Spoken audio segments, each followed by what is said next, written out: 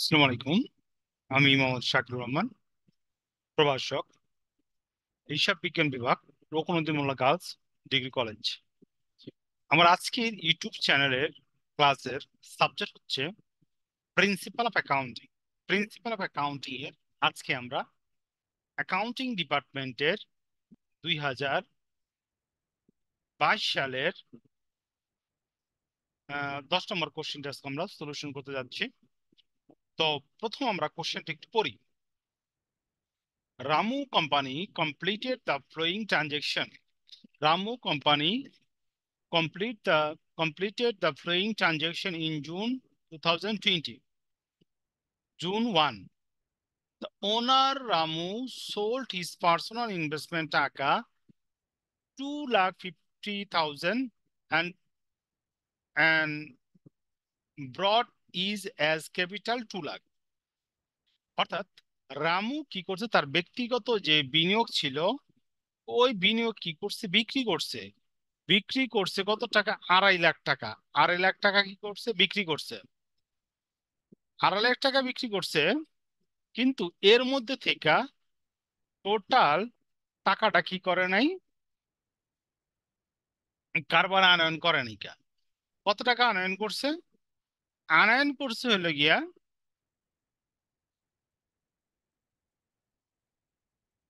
আনয়ন করছে হলো গিয়া 2 লাখ টাকা ক্যাপিটাল হিসাবে।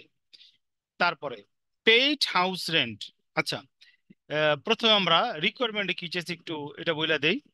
বলছে show the effect of the transaction on the accounting equation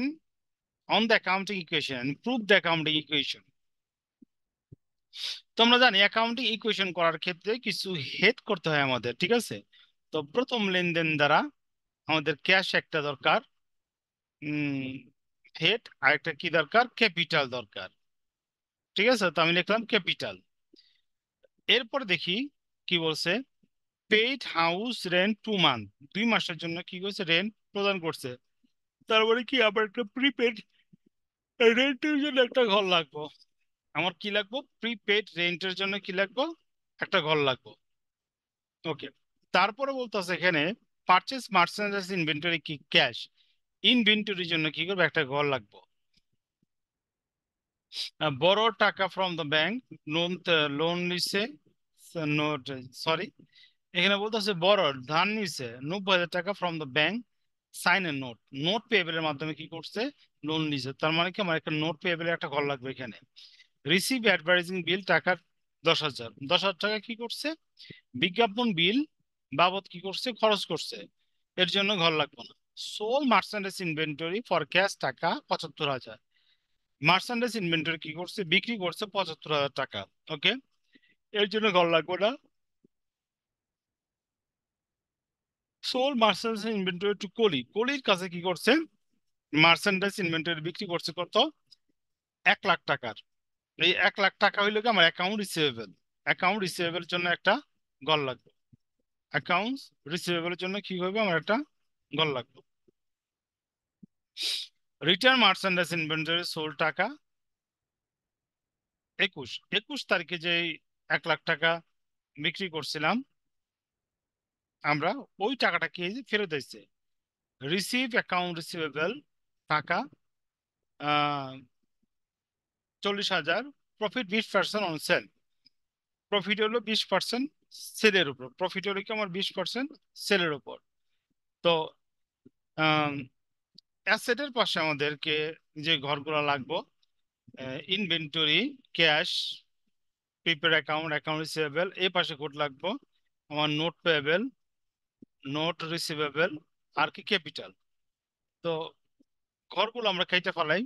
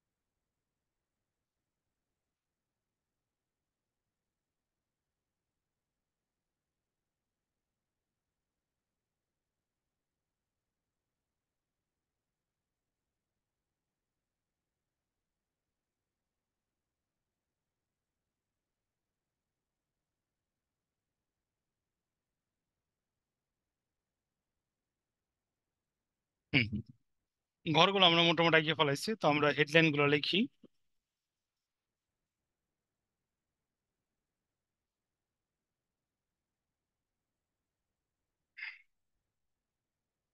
হুম, প্রতিষ্ঠানের নাম দেওয়া আছে Ramu company.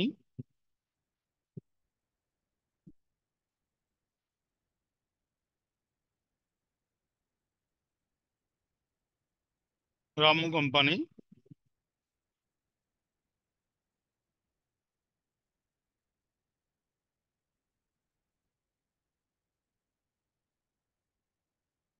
Summary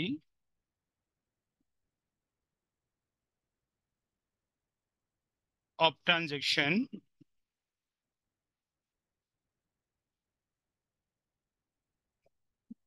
and their effect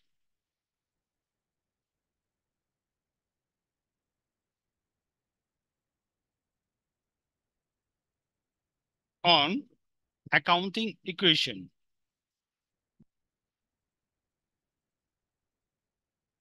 Accounting equation.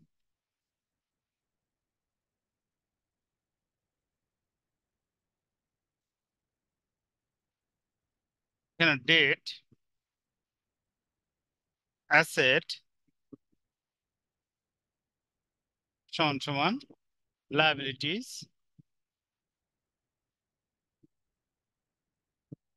Plus owners equity.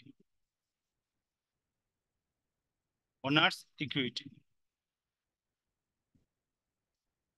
Remark,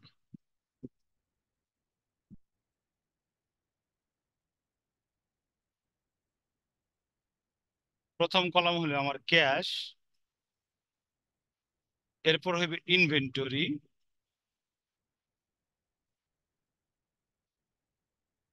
accounts receivable,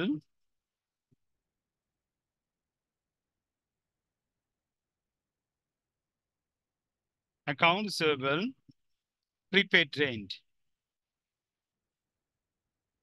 prepaid rent, accounts payable, accounts payable, note payable, note payable, capital. Capital. তো আমরা শুরু করি। ডেটটা হইলো আমাদের 2020 জুন 1। জুন 1 তারিখে কি করছিল? 2,50,000 টাকা তার ব্যক্তিগত বিনিয়োগ বের করে 2 লক্ষ টাকা কারবার আনয়ন করছে। তো 2 লক্ষ যে কারবার আনয়ন করছে, এটা হলো আমার ক্যাপিটাল। 2 লক্ষ টাকা কারবার আনয়ন করছে, এটা আমার কি ক্যাপিটাল।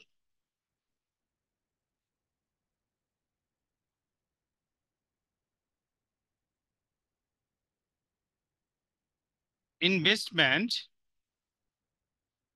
বাই ওনার,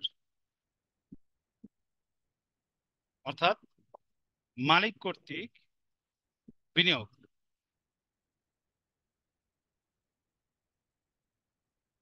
বন্ধ করে দিলাম, মালিক কর্তৃক বিনিয়োগ। ওকে। আমার যে কটা লেনদেন আছে এই কটার জন্য আমি একটু ঘরটা একটু কেটে নিই। 1 2 3 4 5 6 7 8 9 10। 2 3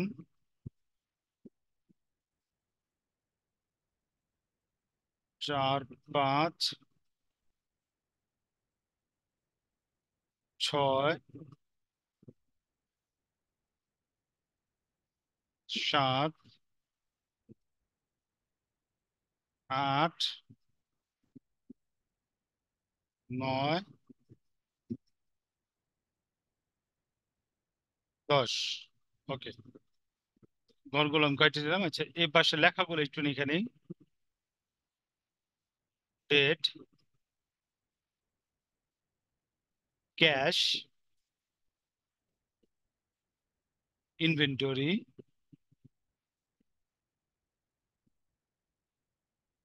accounts receivable,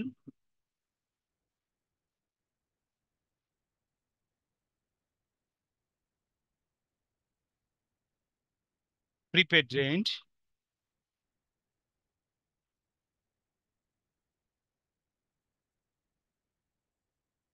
liabilities,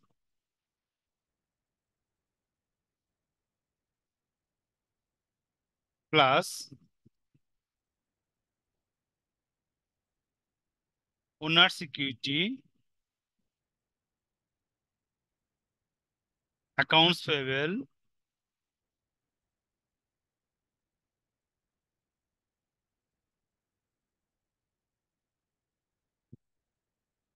note payable,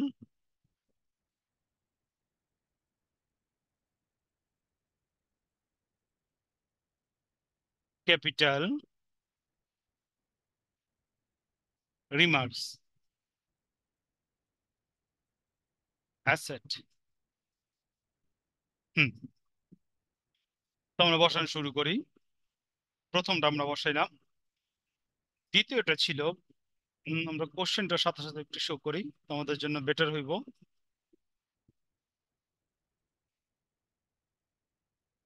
হুম, দ্বিতীয় 5 তারিখে লেনদেন ছিল রেন্ট 2 মান্থ, অর্থাৎ 2 মাসের কি হয়েছে আমার এখানে ভাড়া প্রদান করছে, অগ্রিম ভাড়া।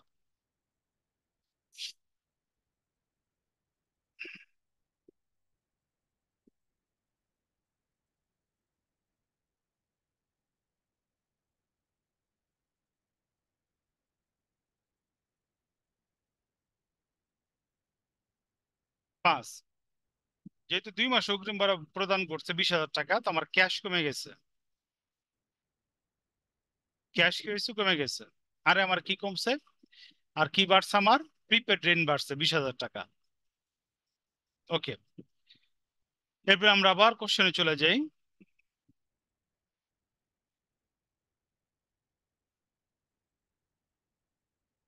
এরপর 8 তারিখ বলছে পার্চেস পার্সোনাল ইনভেন্টরি আর ক্যাশ ফ্রম ক্যাশ, অর্থাৎ নগদে 65,000 টাকার মাল কি করছে? কিনছে। তোমার এখানে ক্যাশ কমে গেছে এবং কি হয়েছে? আমার ইনভেন্টরি যে আছে, আমার ইনভেন্টরি বাইরে গেছে।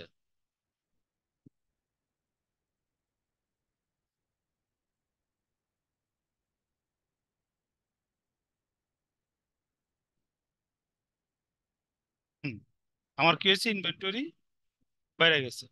তো আমি বোর্ডে আবার চলে যেতেছি।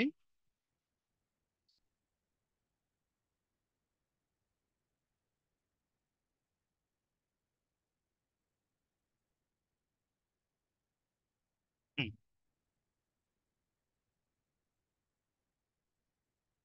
তারিখ হইলে কি আমার 8 তারিখ, ক্যাশ কমে গেছে কত? 65,000 টাকা। এবং আমার ইনভেন্টরি কমে গেছে কত বা বাড়ছে কত? 65,000। আমি একটু দ্রুত করি। এরপরে আমার 10 তারিখ। 10 তারিখ বলছে পারচেস মার্চেন্ডাইজ ইনভেন্টরি ফ্রম নীল। নীলে থেকে কি করছে? মার্চেন্ডাইজ ইনভেন্টরি কি করছে? ক্রয় করছে। কত? 75,000 টাকা। তো 75,000 টাকার আমাদের ইনভেন্টরি বাড়লো। যেহেতু নীলের কাছ থেকে ক্রয় করছি ধারে, তো আমার অ্যাকাউন্টস পেয়েবল কত বাড়লো? 75,000 টাকা। এরপরে লেনদেন হলো আমাদের 15 তারিখ, বড়, অর্থাৎ 90,000 টাকা লোন গ্রহণ করছে। 90,000 টাকা লোন গ্রহণ করছে, নগদ টাকা বাড়ছে 90,000 টাকা, এবং আরো বাড়ছে অ্যাকাউন্টস পেয়েবল 90,000 টাকা, অর্থাৎ দায় বৃদ্ধি পাইছে। আমার নগদ টাকা বৃদ্ধি পাইছে, আবার কি পাইছে? দায় বৃদ্ধি পাইছে। তো 15 তারিখ পর্যন্ত আমরা দিলাম। এরপর চলে যায় আমাদের ডেট হলো 17 তারিখ। ডেট হলো কত? 17 তারিখ। 17 তারিখ। 17 তারিখ বলতেছে অ্যাডভার্টাইজিং বিল 10,000 টাকা। অ্যাডভার্টাইজিং বিল কত? 10,000 টাকা। ঠিক আছে, তো এই যে অ্যাডভার্টাইজিং বিল করছে, এই বিলটা করছে এটা ধারে। এই বিলটা করছে কি? ধারে। ধারে যেহেতু করছে, তো আমার কি হইব? অ্যাকাউন্টস পেয়েবল কি হইব? বাইরে যাব। তুমি অ্যাকাউন্টস পেয়েবল বাড়াই দিলাম, যেহেতু এটা খরচ, সেই তো আমার কি হইব? ক্যাপিটাল কি হয়ে যাব? কমে যাব। তো আমরা জানি আয় হইলে ক্যাপিটাল বাড়ে, ব্যয় হইলে ক্যাপিটাল কমে, অতিরিক্ত মূলধন আনয়ন করলে ক্যাপিটাল বাড়ে, উত্তোলন করলে ক্যাপিটাল কমে। এবং ক্যাপিটালে যে সকল হিসাব খাত প্রভাবিত করব, এটার জন্য রিমার্কস কলমে ব্যাখ্যা দিতে হইব বা ওই হিসাবের নামটা লিখতে হইব। তো এখানে আমরা লিখুম অ্যাডভার্টাইজিং এক্সপেন্স।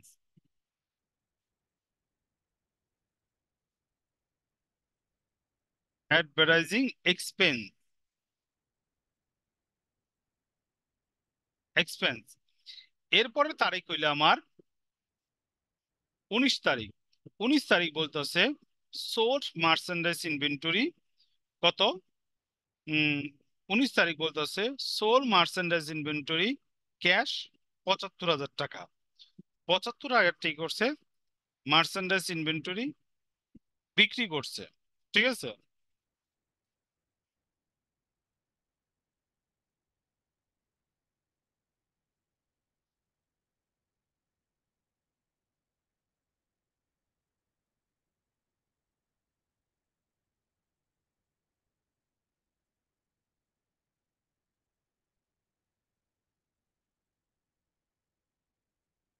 হুম, 75,000 টাকা মার্চেন্ডাইজ ইনভেন্টরি কি করছে? বিক্রি করছে। তো 75,000 গুণ 20%, এবং নিচে বইলা দিছে বিক্রি করতেছে 20% প্রফিটে। এখন আমরা এন্ট্রি দেবো 75,000 টাকা কি হয়েছে? মার্চেন্ডাইজ ইনভেন্টরি বিক্রি করছে। তো 75,000 টাকা কি হয়েছে? আমার ক্যাশ বাড়ছে। এবং আমার ইনভেন্টরি কমে গেছে কত? 60,000। ইনভেন্টরি কমে গেছে কত? 60,000। যেহেতু 75,000 টাকার মালের দাম হলো 60,000, তো ইনভেন্টরি কমে গেছে কত? 60,000 টাকা। 60,000 টাকার মাল যেহেতু আমরা 75 টাকায় বিক্রি করছি, তো এখানে আমার প্রফিট কত? 20%। অথবা 75,000 টাকার 20% প্রফিট হলো কি আমার 15,000 টাকা। আমরা জানি যদি আয় হয় তো ক্যাপিটাল বাড়ে, যদি আয় হয় তো ক্যাপিটাল বাড়ে। তো আমার এখানে ক্যাপিটাল কি হয়েছে? বাড়ছে। ক্যাপিটাল কি হয়েছে? বাড়ছে। প্রফিট অন সেলস, রিমার্কসে লিখতে হবে আমার প্রফিট অন সেলস। এরপর আমি এন্ট্রি দেবো 21 তারিখ। আমার 21 তারিখ বলছে সোল্ড মার্চেন্ডাইজ ইনভেন্টরি টু কলি 1,00,000 টাকা।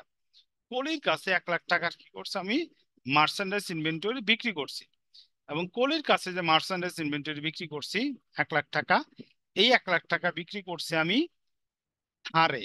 এই 1,00,000 টাকা বিক্রি করছি কি আমি ধারে। ক্লিয়ার? তো 1,00,000 টাকার আমি কি করলাম? ধারে বিক্রি করছি। সেহেতু অ্যাকাউন্টস রিসিভেবল কি হয়েছে? আমার বাইরে গেছে 1,00,000 টাকা। এবং কলির কাছে যে 1,00,000 টাকার মাল বিক্রি করলাম, ওই মালের ক্রয় মূল্য হইল গিয়ে 80,000। ওই মালের ক্রয় মূল্য হইলো 80,000, কারণ 20% লাভে কি করছে? আমি বিক্রি করছি। তো যেহেতু আমার ইনভেন্টরি কমে গেছে, সেহেতু আমি এখানে মাইনাস চিহ্ন দিলাম। এবং অ্যাকাউন্টস রিসিভেবল এবং ইনভেন্টরি ডিফারেন্স আমার হলো 20,000 টাকা। এই 20,000 টাকা কি করছে? আমি প্রফিট করছি। এই 20,000 টাকা আমি কি করছি? প্রফিট কি? 20,000 টাকা। তো profit on sales, profit on sales. ঠিক আছে। এরপর আমি দেখতেছি, করতে যেতেছি 24 নম্বর লেনদেন। 24 নম্বর লেনদেন আমার এখানে বলা হয়েছে রিটার্ন মার্চেন্ডাইজ ইনভেন্টরি সোল্ড 21 টাকা 5,000। ওই 5,000 টাকার কি করছে? আমি আহ, মাল কি হয়েছে? রিটার্ন আইছে। ঠিক আছে। যেহেতু মাল রিটার্ন আইছে 5,000 টাকার, আমার কি হয়েছে? 5,000 টাকার দেনাদার কমে গেছে। তো 5,000 টাকার মাল আমরা বিক্রি করছিলাম 20% প্রফিটে। তো মালের অ্যাকচুয়াল মূল্য হলো কত? 4,000 টাকা। মাল আইছে সেহেতু বাড়ছে। তো আমার এখানে লস কত হইলো? 1,000 টাকা। লস কত হইলো আমার এখানে? 1,000 টাকা। ঠিক আছে। তো 1,000 টাকা লিখবো আমরা profit, adjustment of profit. Loss না মূলত পক্ষে, যেহেতু মালটা আমি বিক্রি করতে পারি না, রিটার্ন আইছে, ওই প্রফিটের টাকা তো আমার আর প্রফিট হয়নি কেন। তো লসটা আমার কি করতে হবে? এখানে অ্যাডজাস্টমেন্ট দিতে হবে। ঠিক আছে। তো adjustment of profit, adjustment of profit. Okay.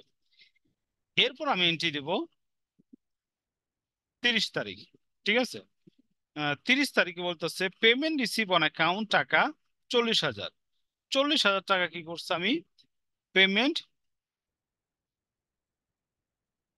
Receive করছি। পেমেন্ট রিসিভ করছি কত 40,000 টাকা। যেহেতু 40,000 টাকা পেমেন্ট রিসিভ করছি তো আমার কি হয়েছে ক্যাশ বাড়ছে 40,000 টাকা। এবং এই পেমেন্টটা আমি রিসিভ করছি উম কার কাছ থেকে 40,000 টাকা। 40,000 টাকা পেমেন্ট রিসিভ করছি অ্যাকাউন্টস পেয়েবলের কাছ রিসিভেবলের কাছ থেকে। তো 40,000 কি হইলো আমার অ্যাকাউন্টস রিসিভেবল অ্যামাউন্টটা কি হলো কমে গেল। ঠিক আছে। এরপরে আমরা প্রিপেড রেঞ্জে 2 মাসের দিছিলাম। তো আমরা যেহেতু 1 মাসে হিসাব শেষ করতেছি তো 1 মাসে রেন্ট এক্সপেন্স হিসেবে যে টাকাটা আছে ওইটা আমাদের কি করতে হইব দেখাইতে হইব। তো আমি এখানে দেখাই দিতেছি।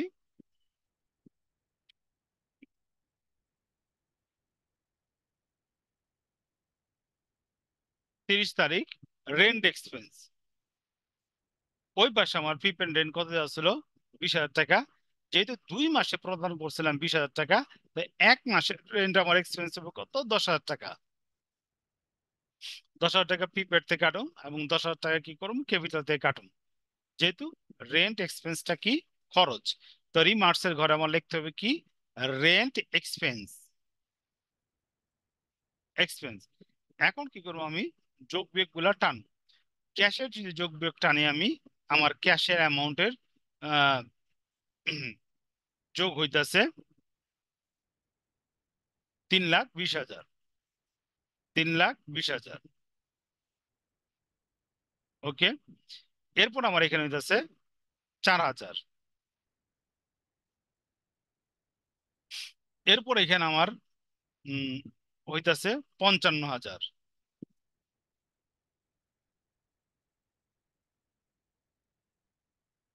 55,000।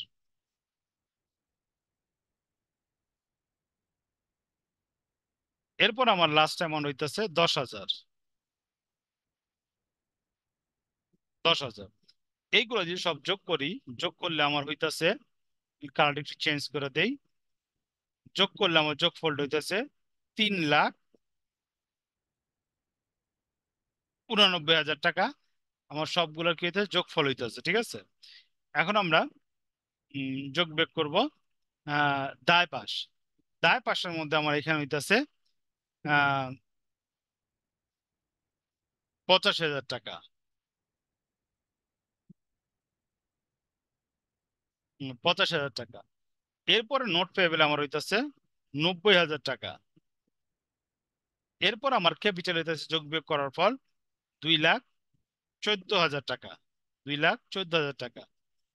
এই তিনটা অ্যামাউন্ট যদি লাইবিলিটিস প্লাস ওনার ইকুইটি পাশে যোগ করি আমার হইতেছে 3,89,000 টাকা হইতেছে আমার কি লাইবিলিটি পাশের যোগফল।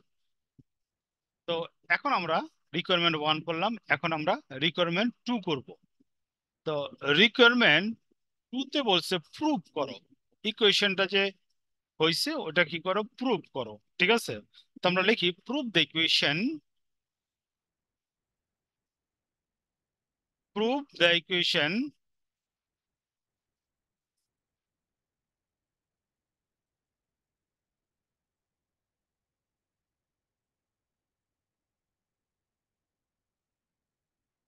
prove the accounting equation we know আমরা জানি অ্যাসেট সমান সমান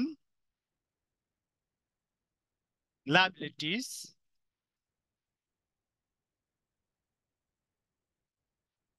প্লাস ওনার্স ইকুইটি। ইকুইটি মূলত পক্ষে যদি ইকুয়েশন প্রুভ করতে বলে তখন ইকুয়েশনের যে হেডলাইন গুলো আছে ওই হেডলাইন গুলো আমরা প্রথম ডেবিটটা ডেবিট পাশে লিখুম ক্রেডিটটা ক্রেডিট পাশে লিখুম। অর্থাৎ বাম পাশেটা বাম পাশে লিখুম ডান পাশে ডান পাশে লিখুম। তো আমরা প্রথমে লিখি cash plus inventory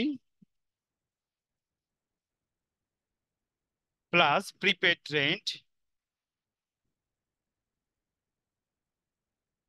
prepaid rent plus accounts receivable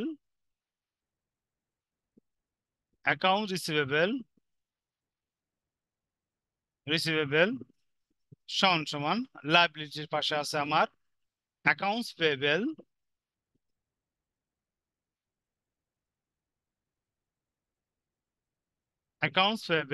plus note payable